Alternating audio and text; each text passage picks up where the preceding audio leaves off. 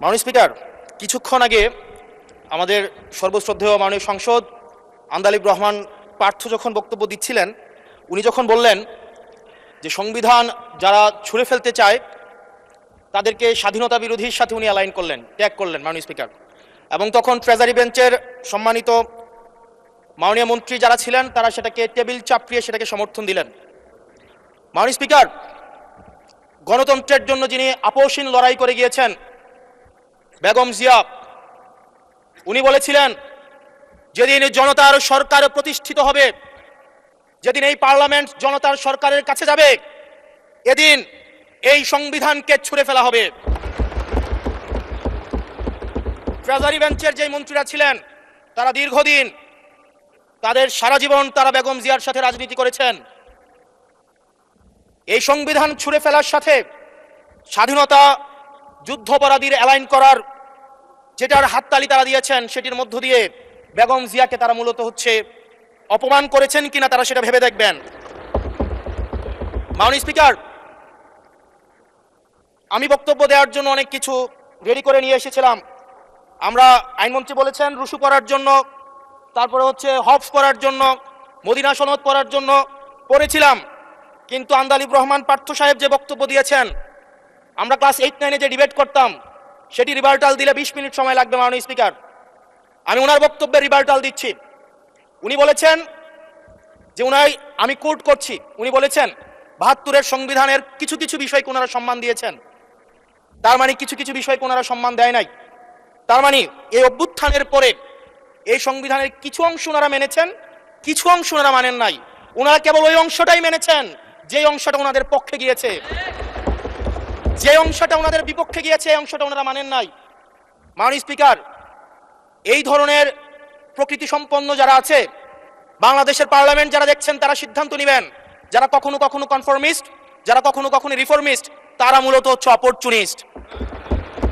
এখন আমি সংবিধানের কিছু কিছু ধারা মানব, কিছু কিছু ধারা মানব না। আমি কখনো কখনো সাংবিধানিক, কখনো কখনো আমি অসাংবিধানিক। মাননীয় স্পিকার, যখন ডক্ট্রিন অফ নেসেসিটির প্রশ্ন আসে, মাননীয় স্পিকার, এই এক্সিস্টিং সংবিধান অনুযায়ী যখন 7A এবং 7B বলবৎ থাকে, সেই জায়গা থেকে আইনজ্ঞরা, মাননীয় স্বরাষ্ট্রমন্ত্রী উনি থাকলে ভালো হতো। ডক্ট্রিন অফ নেসেসিটি মাননীয় স্পিকার 48-3 অনুযায়ী রাষ্ট্রপতি সুপ্রিম কোর্টের মাধ্যমে একটা এই 106-এর অ্যাডভাইজরি একটা রুল আছে মাননীয় স্পিকার। এই অ্যাডভাইজরি রুলের মাধ্যমে সংবিধানের ফান্ডামেন্টাল কোনো বিষয় কম্প্রোমাইজ করা যায় না।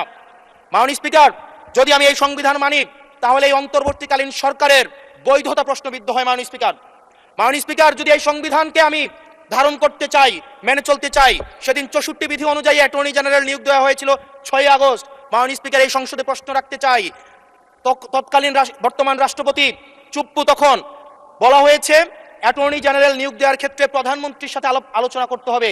সেদিন কোন প্রধানমন্ত্রীর সাথে আলোচনা করা হয়েছিল সেটা আমাদেরকে অ্যাটর্নি জেনারেল জানাবেন। আমাদেরকে অ্যাটর্নি জেনারেল জানাবেন যেই হিয়ারিংটা হয়েছিল এই হিয়ারিংয়ে উনি উপস্থিত ছিলেন কিনা। তখনকার সময় যিনি প্রধান বিচারপতি ছিলেন ওবায়দুল হক, তিনি তখন কোথায় ছিলেন, সেই রায়ের কপিটা আমরা দেখতে চাই। মাননীয় স্পিকার, মাননীয় স্পিকার, আপনি যখন বেগম জিয়াকে 6 আগস্ট সর্বপ্রথম ছাত্র জনতা যখন সিদ্ধান্ত নিয়েছিল আর এক মুহূর্ত বেগম জিয়াকে কারাগারে থাকতে দিবে না, বেগম জিয়াকে রাষ্ট্রপতির আদেশের মধ্য দিয়ে বেগম জিয়াকে সেদিনই কারাগার থেকে যেই জুলুমের মধ্যে রাখা হয়েছিল সেটা থেকে ছাত্র জনতার রায়ের মধ্য দিয়ে সেখান থেকে বের করে আনা হয়েছিল। মাননীয় স্পিকার, যদি এই সংবিধানকে বাইবেল ধরে নেই, এই সংবিধানকে যদি গসপেল ধরে নেই, এই গসপেলের পুরোহিত অনুযায়ী যেভাবে ভ্যাটিকান সিটি চলে সেটা যদি আমরা ধরে নেই, তাহলে মাননীয় স্পিকার সেদিন বেগম জিয়া জেল থেকে বের হতে পারেন না। মাননীয় স্পিকার, মাননীয় স্পিকার, সেদিন বেগম জিয়া জেল থেকে বের হয়েছিল অভ্যুত্থানের জনরায়ের ভিত্তিতে। মাননীয় স্পিকার, মাননীয় স্পিকার, আপনারা বলছেন আপনারা ঠিক সেই জায়গায় আপনারা সংবিধানকে আপনারা মানছেন যেই জায়গায় সংবিধান থেকে আপনারা বেনিফিটেড হবেন। মাননীয় স্পিকার, গ্রামের ভাষায় কথা আছে, বলতে চাই না, যে গাং পার হইলে মাঝি কোন দুলা ভাই। ছাত্ররা, আপনাদের নেতা কর্মীরা গত 17 বছর ধান খেতে ঘুমাইতে হয়েছে, ত্যাগ তিতিক্ষার মধ্য দিয়ে যেতে হয়েছে। মহাসচিব কান্না করে বলেছে তাদের নেতা কর্মীরা ঢাকায় এসে রিক্সা চালিয়ে জীবন নির্বাহ করতে।